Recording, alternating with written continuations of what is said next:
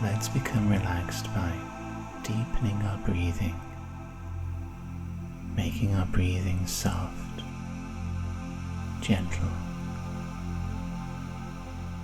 letting it flow down inside, in and out, at your own pace.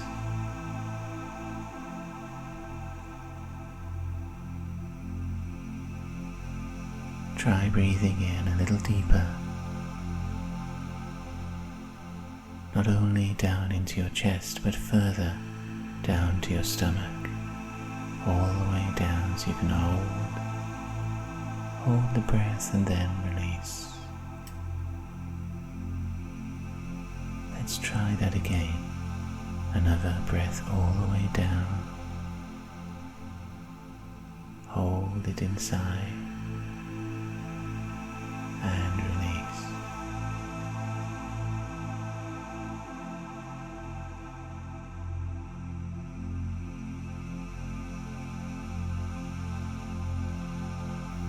Find your own timings of how long to breathe in for, how long to hold and to release as well.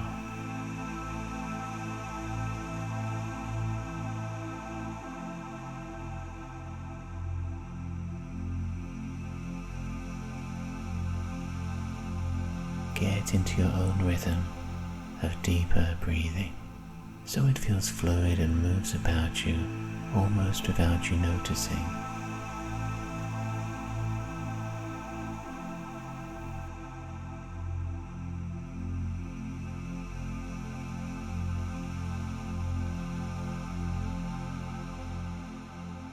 All you do notice is how it's starting to make you feel calmer and lighter, more spacious inside.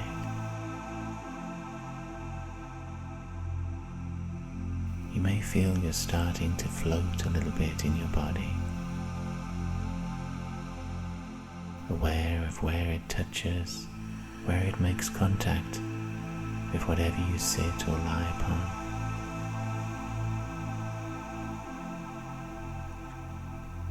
Aware of the space around you. Aware of every pore of your skin interacting with the air.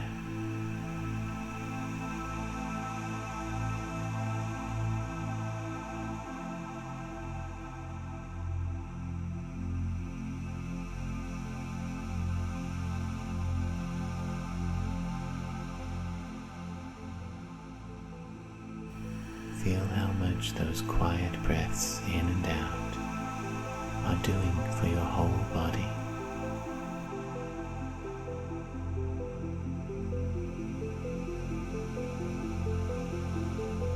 Take a scan as you breathe in and out of that body, from the top of your head,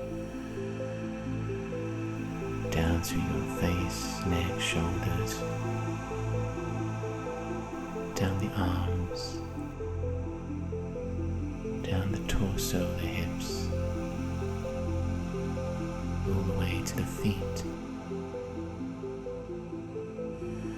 Scan for anywhere where muscles are held tightly and don't need to be. Breathe to those areas and let them surrender to gravity.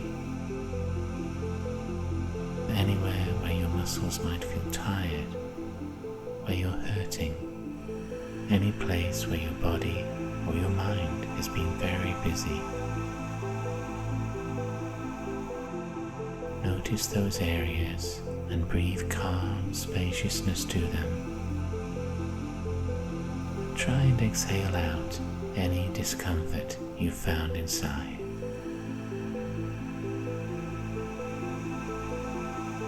Breathing deeply at your own pace, completely relaxed.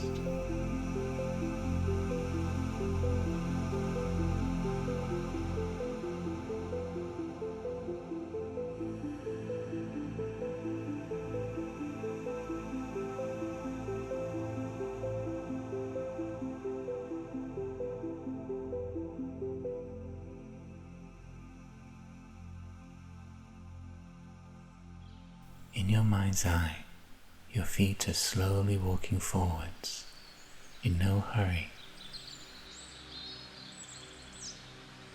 You can feel the surface of a country road beneath your heels and your soles. It's a bright sunny day with birdsong, with sheep audible in the distance.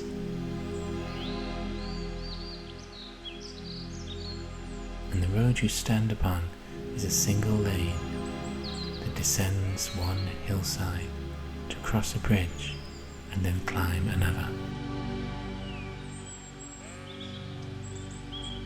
You are standing on the bridge above a stream, and on that hill before you, where the road goes up, a vehicle is climbing, and that vehicle symbolizes your normal life. This vehicle could present as a car or a bus, a refuse truck, a limo. It depends very much on the kind of week you've had, on the kind of life you feel you are inside right now. This vehicle is cresting the hilltop, and then it is gone from view. Everything is quiet again, except for the birds, the sounds of nature.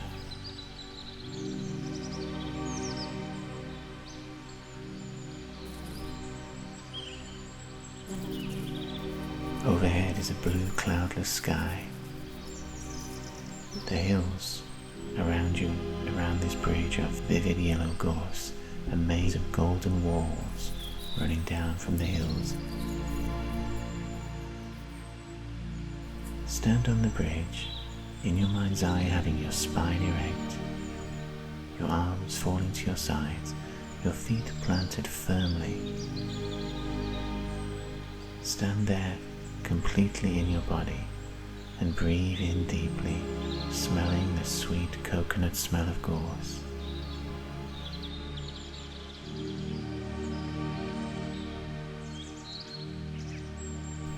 Warm summer air going in and out of your lungs. There is so much vibrant colour and life around you, surrounding this bridge, that if we are to engage with this landscape, we need to draw upon what's more than human in ourselves. So ask yourself now, standing safe in this effusive, colourful world, if you're ready to now seek connection with the outside. Breathe the fresh air in and roll that question about in your head.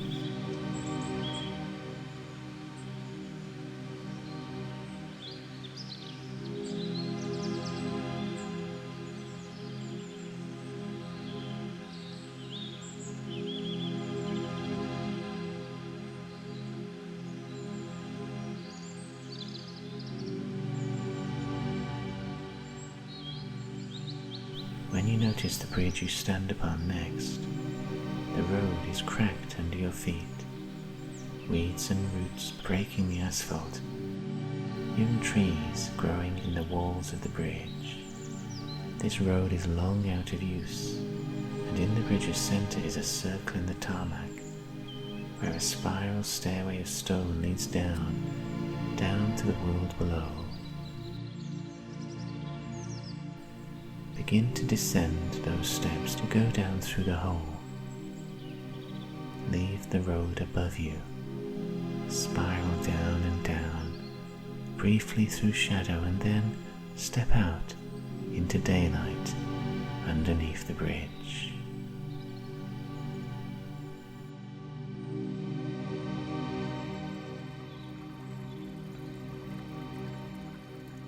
Now you stand by a burn, the water gurgling on a bank of earth and grass.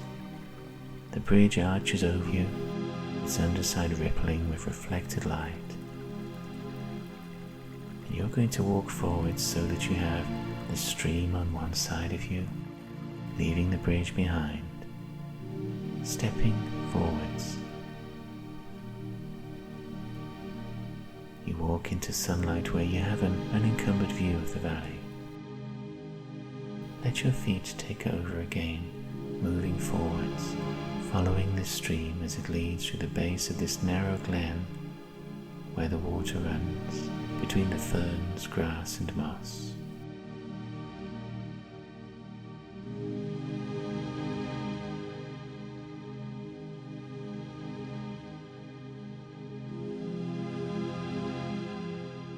As we walk along, the valley has become flatter.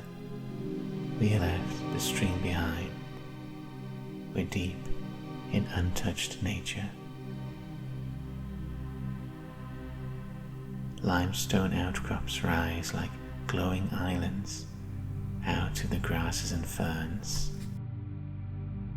There are silver trunks of rowans festooned with red berries. And most vivid of all are the colonies on all sides of yellow, fragrant gorse. The gorse makes a pleasant maze for you to navigate, taking you along grass expanses that widen, then contract. There's spiky bushes directing you around corners, through junctions.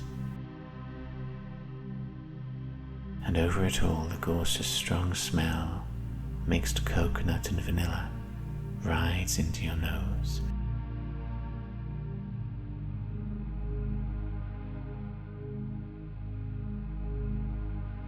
Inhale deeply that heady smell.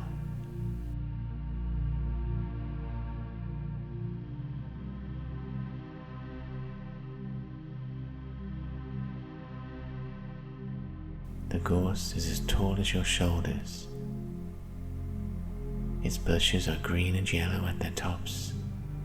Further down they are spiny, prickly, and lower down still, between them, they create tunnels to shelter small creatures.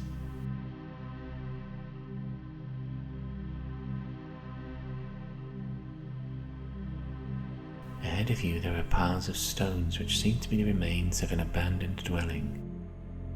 The grass is dry, but they can't quite cover these lichened stones.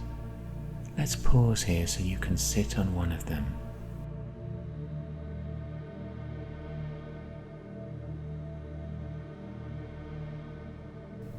Sit here in peace, feeling completely hidden, and try and imagine how this building might have once looked, where its walls were from the stones around you, where the door, where the windows might have been, and what function this room could have once had.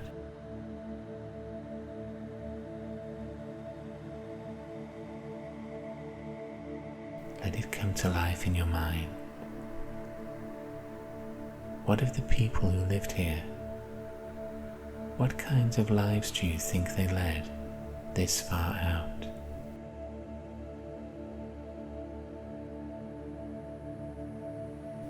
Can you tune into sounds from when this house was alive?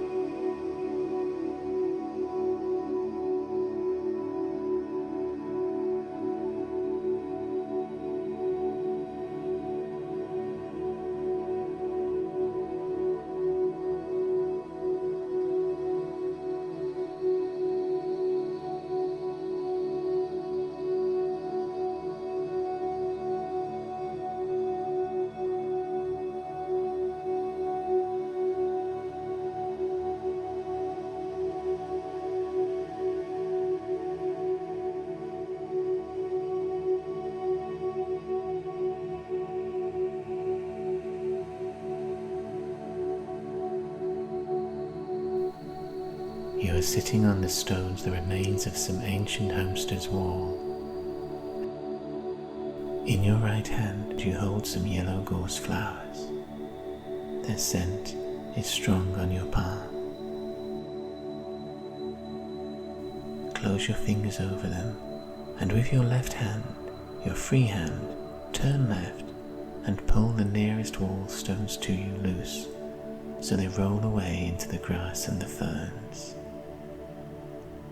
Let's find what's in the gaps between these stones that's been hidden for so many years, fragments from an earlier time.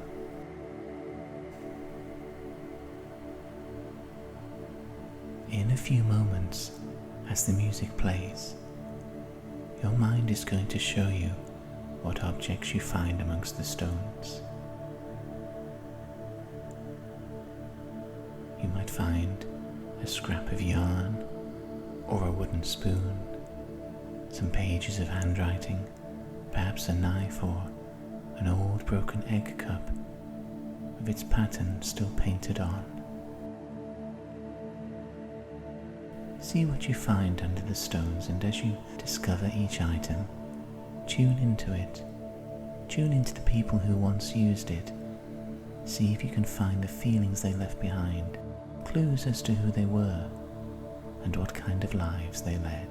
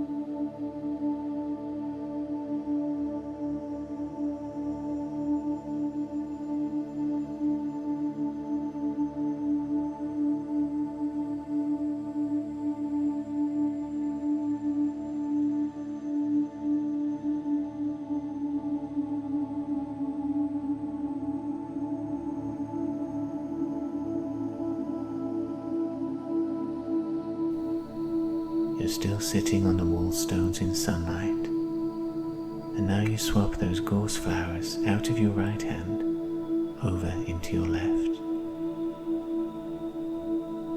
Now that your right hand is free, use it on your right to loosen some wall stones over there, and let's see what awaits discovery beneath these.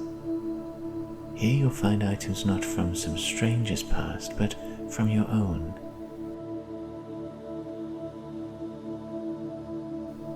Once more, in the next few moments, listening to music, your mind will provide the items you unearth, the items from your life, perhaps keys you recognize instantly, a pair of sunglasses you lost, a childhood diary, a significant ring, your first phone. All kinds of things might appear, but each will be from your life, and it will tell you something about what life was like in the period being unearthed. It's like you're an archaeologist, but one that digs up your own past. For each item you find, share with the gorse not just what it is, but what was useful about that object, and what good outcomes from your life resulted from having that object in it.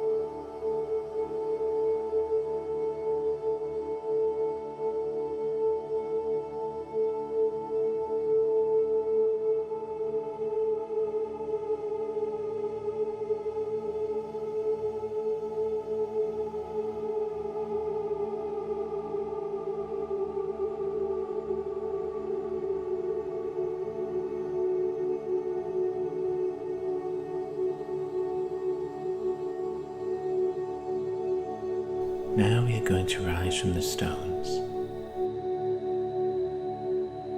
You stand up and in your mind's eye you stretch, look about you, smell the air. We're preparing to explore further.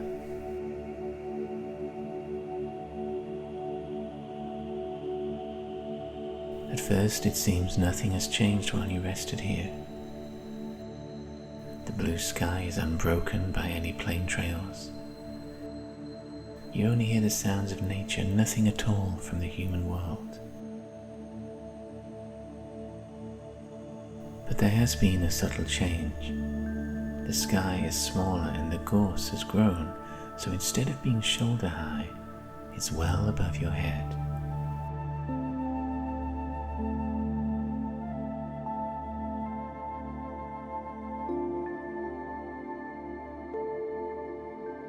The domes of yellow flowers of green spikes are above you, and where you're level with is amongst the spindly trunks where tunnels form leading away, tunnels in the gorse.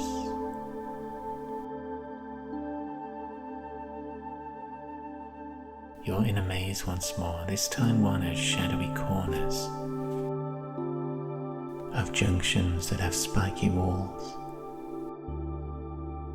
Your nose is still filled with the scent of the flowers, and as you explore, the outer world becomes quiet. The birdsong is muted.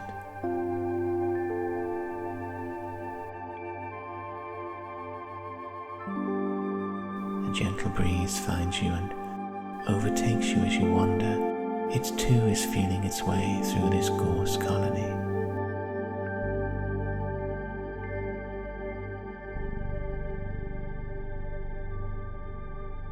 As you hit each junction in the gorse maze, let your intuition choose a way. Surrender to your intuition so it can lead you on, so you are as instinctive as the other animals that live here. And there are many of those suggested by droppings on the ground, burrows in the soil, toe prints in the mud, rabbits, deer and foxes. The spiders too have webs between the flowers and the trunks, and it seems many things reside here, protected by the gorse's prickly shield.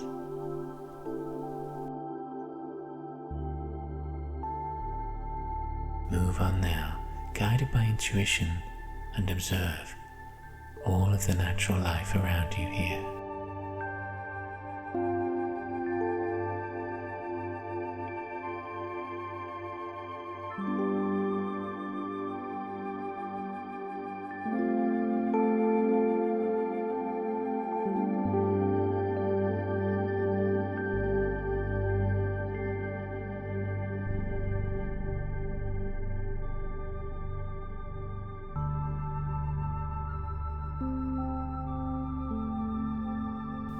The blue sky bursts overhead. You've entered a clearing deep in this gorse thicket. And you feel welcome here in the rich grass, the ferns, the foxgloves, the buttercups. In this clearing there are more ruined walls, lines of fallen stones, but they're larger. And these stones are egg yellow, irregular in shape, slightly waxy to touch. Bright yellow, but at their edges they darken to black. As you touch the stones, you realize your hands are empty. You dropped your gorse flowers some time back.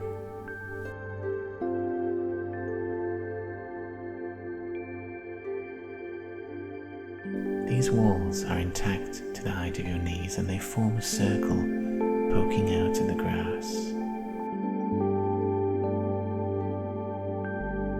There are also, tumbled across the clearing, cylindrical drums in the same peculiar bright yellow stone, the remains of columns that have toppled.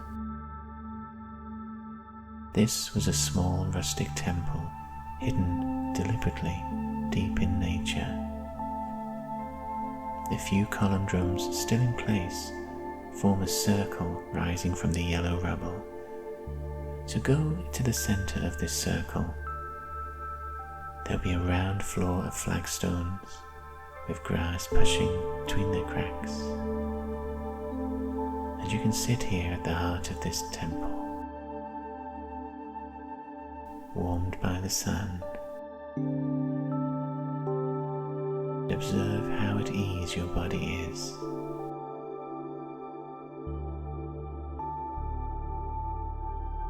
Your limbs, organs, your bones, your mind all feel aligned, and there's a contented hum you can feel in every single cell.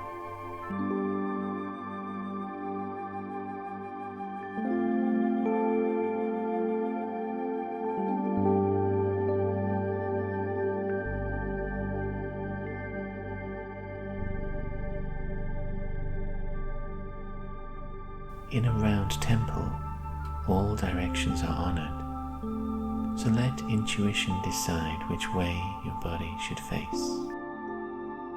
What feels like the correct direction in this temple?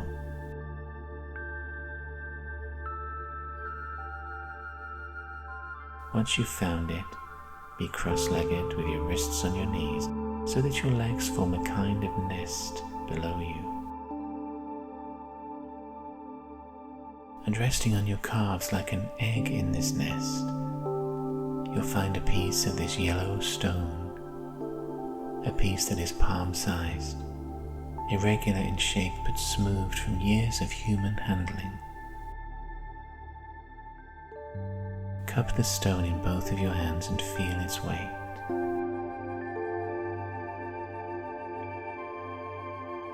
The smell of gorse, the coconut, will intensify. Sitting in this ruined temple, in your mind's eye, close your eye. The moment there that you close your eyelids, you'll find yourself listening more intently, smelling each breath carefully. And you can tune in here to the input waiting in your third eye. You can notice all that's playing, all that's waiting to be translated from a position just behind your forehead, slightly above the center point between your eyes. Imagery that isn't collected by physical eyesight, but which is visual nonetheless, with its own code and logic of colouring, shading, depth and perspective. Hold the yellow stone in your palms, feeling its reassuring solidity, and let in the filtering visuals that move behind your forehead. With your eyes closed, imagine that stone you hold in your palms and feel how its yellowness, its black edging, contains a flowering of colour beyond the outer shell. That inside that stone, our ordinary spectrum has been nudged and rearranged into a different order. These are colours created as they reflect from objects in a world different to ours, clues to things nearby that we cannot physically see. Although we can't directly see that outer space, we can here detect its flickering in this holy place. It's like seeing an ocean's surface from the seabed as ripples far above. Just as this colour spectrum in the stone has a different order, so other energies out there can be ordered differently. And in this temple, you are offered the chance to request a change in energies in one area of your life. It can be anything, any area you want to suggest. Perhaps you'd want to choose something small and modest. Perhaps you need to choose a large energy field in your life that needs long-term fine-tuning or even radical alteration. Nothing is too big or too small in this ancient temple. You are sitting here with the hard flagstones holding your weight, the stone in your palms. Images and colours flicker behind your forehead, and over the next few minutes you have a portal in this temple that would let you reach a small distance into a reality beyond ours. For a few minutes, focus on what the stone is showing you, opening you to, and think about what in your life you'd like to have rearranged, reordered, subjected to the logic of something larger than you.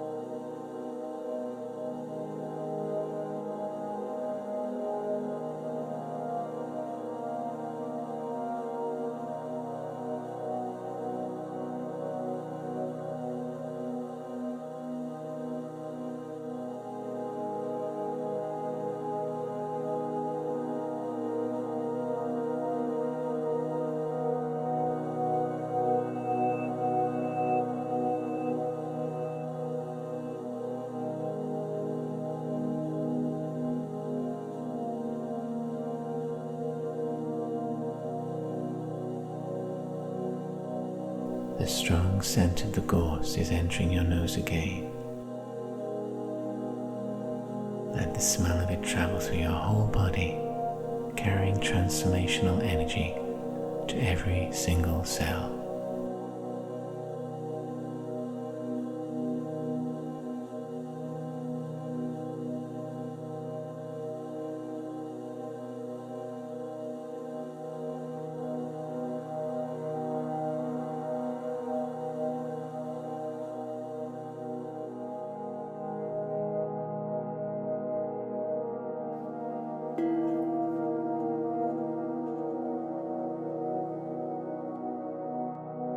Now let's breathe in the sweet air and know that it's time to gently disengage from the place. In your mind's eye, you are opening your eyes in the center of that ruined circular temple of yellow stone hidden deep in this gorse colony. Consciously bring your attention from behind your forehead and spread it wide in an arc before you so you can sense the whole clearing again. In your mind's eye, stand up.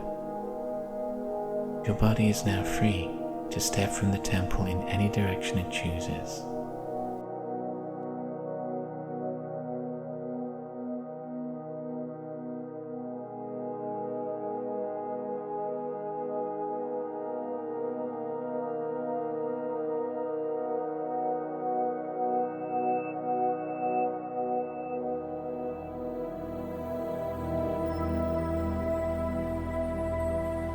As the breeze returns, finding you here, you begin to feel very light and weightless.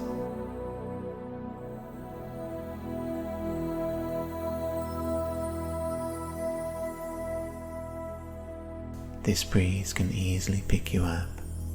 It seems to turn you onto your back, to hold you and carry you, spiraling upwards, up into the blue sky. The valley below you with its yellow gorse, its hidden stones, is moving beneath you.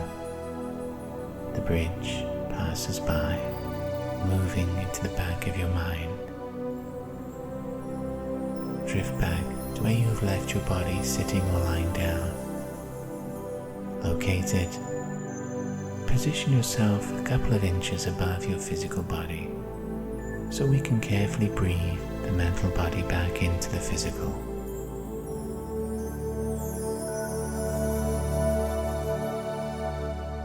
Let's breathe in a little more deeply than before. Go down with that breath into your chest and go right down to where your feet are, through the whole of your body, to the ankles, the soles and the heels and the toes. Find where your feet are and leave yourself down there.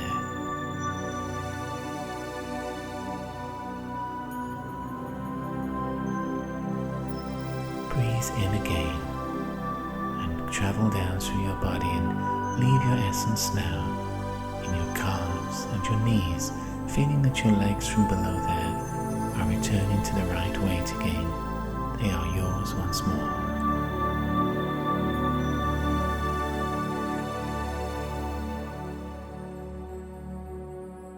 Inhale again, and this time bring yourself down into your hips and your waist, to your tummy.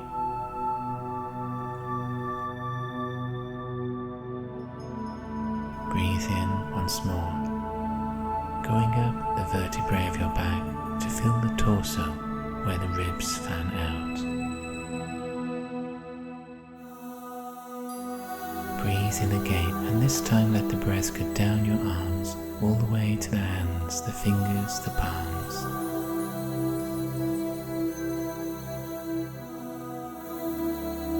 Now let's inhale and take that breath upwards into the neck to fill the head, the curve of the skull between the eyes and the ears.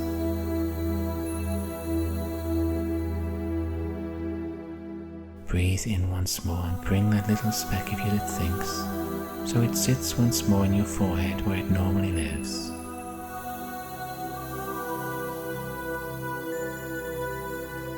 Sense for anywhere in your body that still feels spacey, that doesn't quite feel returned, and Breathe there so it returns to the right weight once more.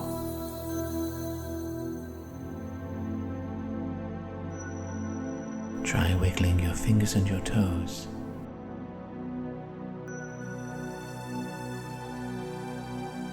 And when you feel you are fully back, let's open up our eyes.